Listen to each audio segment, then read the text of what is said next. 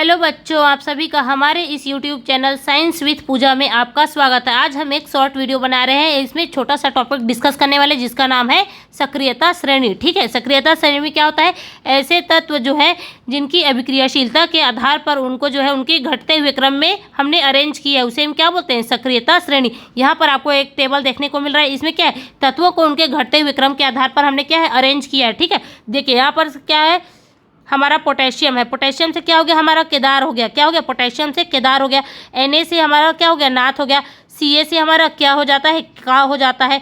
Mg से माली हो जाता है। एल्यूमिनियम से आलू हो जाता है। जिंक से जो है जरा हो जाता है। Fe से फीके हो जाता है। Pb से हमारा ले पकाता हो जाता है। H जो है उससे हमारा है हो जाता है। Cu से हमारा क्या होता है? कॉपर होता है। Hg हमारा क्या है? हटाव हो जाता है उससे।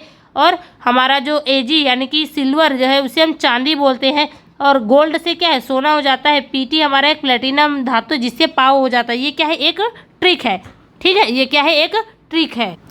इस ट्रिक के माध्यम से आप आसानी से सक्रियता श्रेणी के इस टेबल को याद रख सकते हैं। जैसे देखिए यहाँ पर क्या है?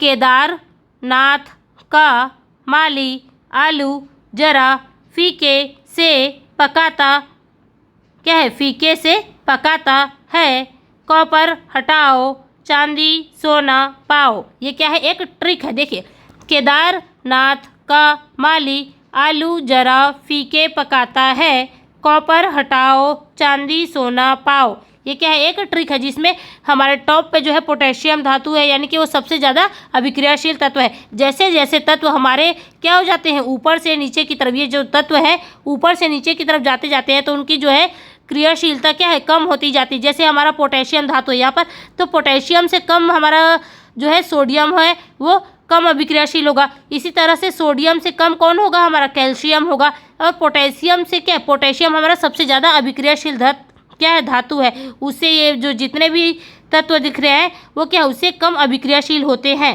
ठीक है, तो आप सभी को समझ में आ गया हो गया। इसी तरह से हमारा जैसे कैल्शियम है, तो कैल्शियम क्या ज़्यादा अभिक्रियाशील होगा? किससे? मैग्नीशियम से, क्योंकि मैग्नीशियम जो है कैल्शियम के नीचे में है। उसी तरह से मैग्नीशियम ज़्यादा अभिक्रियाशील होगा किससे? एल्यूमिनियम से, क्योंकि मैग्नीशियम से नीचे में हमारा क्या है? एल्यूमिनियम है। इसी तरह से एक टेबल जो है चलती है। ठीक है ना, तो सबसे ज़्यादा अभिक्रियाशील कौन होगा? हमारा पोटेशियम होगा। और प्लेटिनम जो है वो हमारा क्या है? सबसे कम अभिक्रियाशील तत्व होगा। ठीक है, चलिए इस ट्रिक को आप जो है याद रखिएगा। आने वाले क्लासेस में आपको ये जो है बहुत ही हेल्पफुल रहेगा, तो इसको जो है आप अच्छे से याद कर लीजिएगा। ठीक है, चलिए नेक्स्ट क्लास में मिलते हैं। Thank you for watching.